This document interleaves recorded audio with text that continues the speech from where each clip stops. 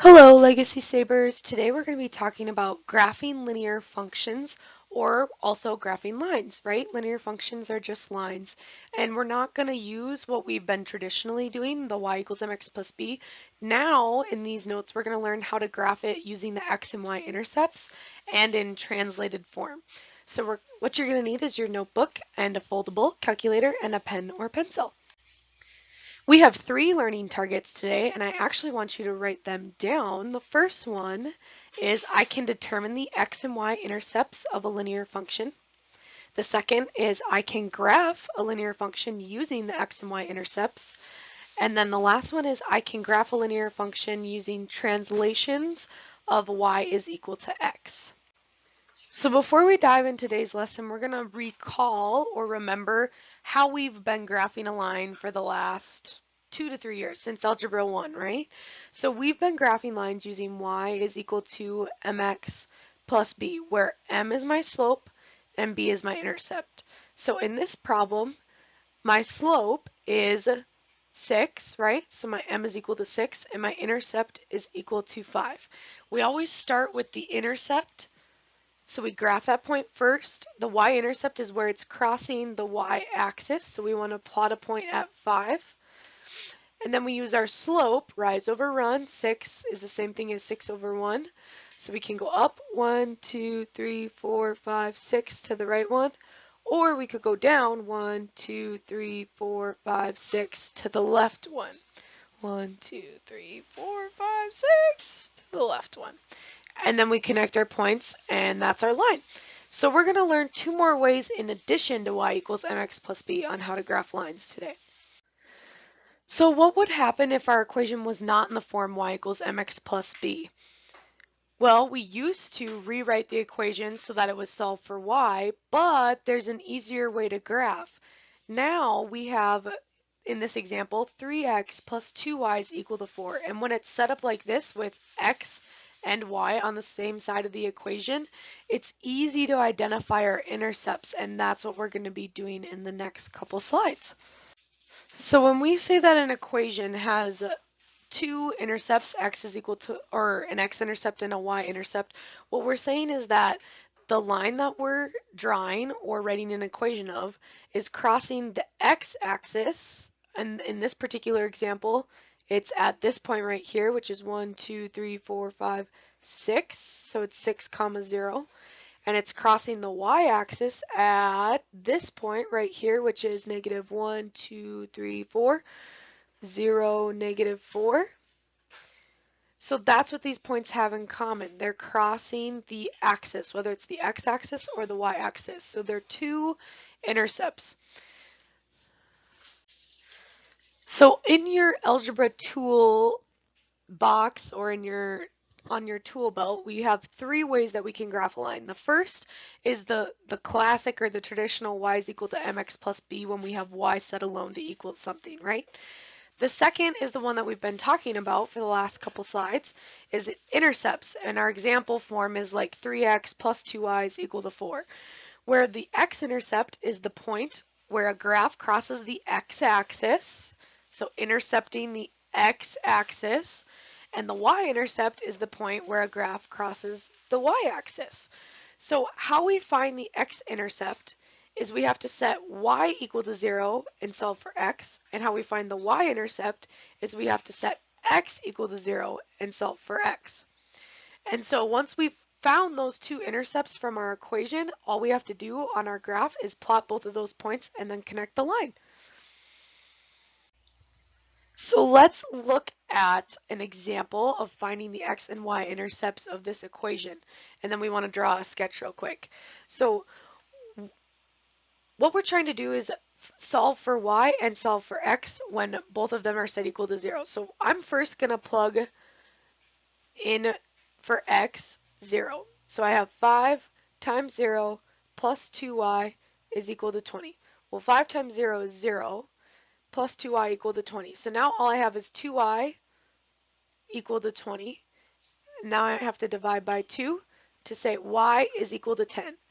Because we said y is equal to 10, this is going to be my y-intercept. So on my graph, It's this point right here on the y-axis. Remember, this is the y-axis, this is the x-axis. So now I need to put 0 in for y to find the x-intercept. So we have 5x plus 2 times 0 equal to 20. 2 times 0 is just 0, and we get 5x equal to 20. Then we have to divide both sides by 5, and we get x is equal to 4. And so that's going to become my x-intercept on the graph. So now all we do to graph the line is connect the 2 points. So looking back on this problem, when we're solving for y, in order to get y alone, we had to get rid of that x variable to get y alone. So we plugged in 0 for x and solved for y. When we wanted to find our x-intercept, we wanted to get x alone, and in order to do that, we had to get rid of y, so we plugged in 0. So also, if you look at the graph, this point up here on the y-axis, that's 0, 10. That's our ordered pair x comma y is 0, 10. So what we're saying is when we plug into this equation 0 for x, that's going to give me back my y-intercept. And the same goes for this one down here. We have 4, 0 for this point. So when we're trying to find our x-intercept, we have to plug in 0 for y. So that's what we did. We plugged in 0 for y, so that way we could find our x-intercept. So that's kind of why when you're solving for the x-intercept or the y-intercept, you plug in 0 for the opposite variable. Think back to these two ordered pairs and what they look like on the graph. Let's look at another example of finding the x and y intercepts.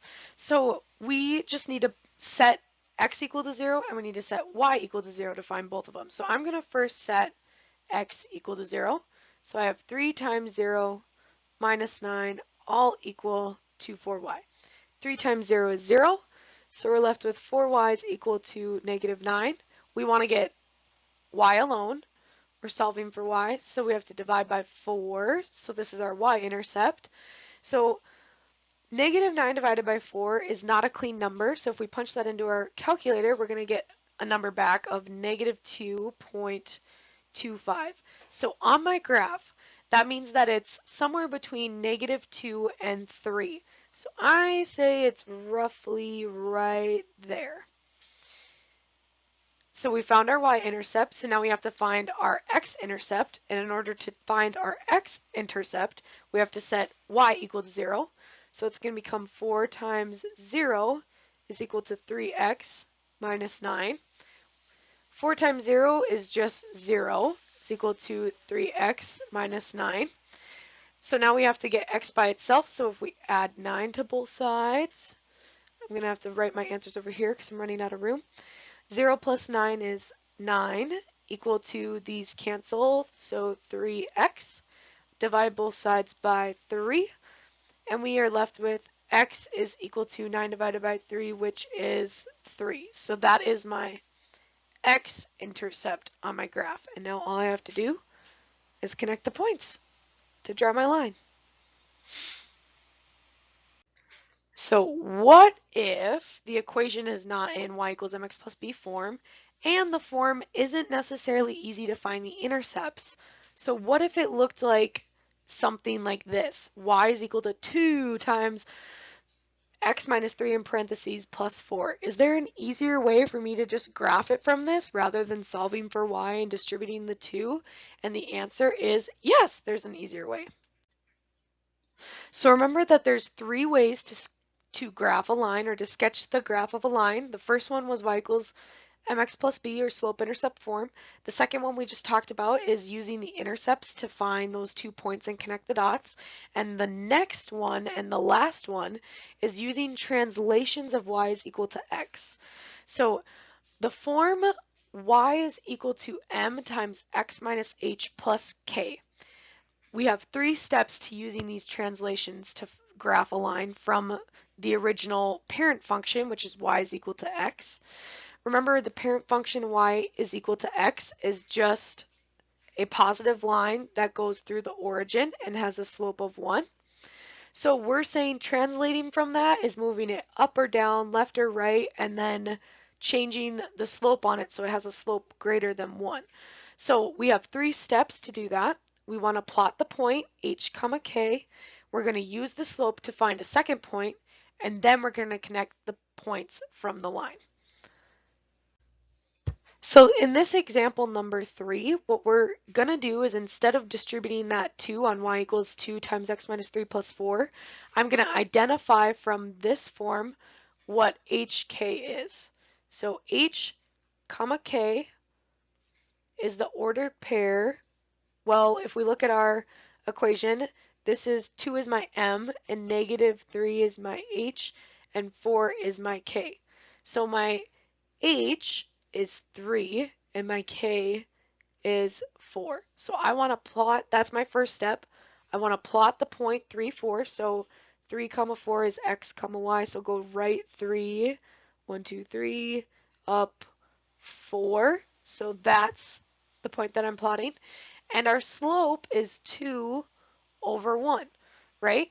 So my slope, m, is equal to 2 over 1, rise over run. So from the point that I plotted, h comma k, or 3 comma 4, I'm going up 1, 2 to the right 1, up 1, 2 to the right 1, up 2 to the right 1, or down 2 to the left 1. And we could keep plotting points until the bottom of the graph paper. And now all we have to do is connect those dots.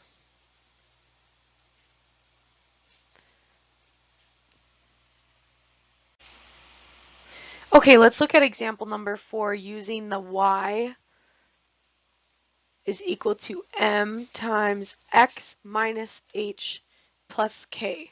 So using that form, or the translated form. Remember, my first step is to find hk. So this would be my m. Sorry, let's label all of our variables m, h, and k. This would be my h, and this would be my k. So we want to find h comma k. Well, in our little h, we have x plus 1 in that parentheses. But in my original form, we have x minus h. So because the original form of the equation, x minus h, since r says x plus 1, that means that our sign on h is going to change to a negative. So my h value is actually negative 1, because what's happening is we're saying x minus a negative 1 in order to keep it in the form from above. And then k is also going to be negative because we're saying it's plus a negative 2k. So that's what's going on. So our h comma k point that we want to plot is negative 1, negative 2. So to the left 1, down 2. And now we need to use our slope to create a second point, and my slope is negative 2 over 3. So rise over run tells me that I go down 2 to the right 3, 1, 2, 3, down 2 to the right 3. Or if you go up 2, you can go to the left 3, and then we connect our points from there.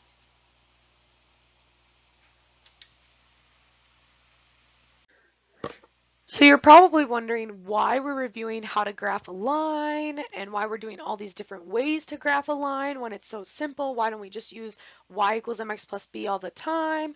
Well, because in our near future in Algebra 2, we're going to be finding the y-intercepts of some crazy equation like this. Y is equal to x squared minus 7x minus 8. Or we're going to be graphing it using the parent function, which is something that's kind of new to us, parent functions.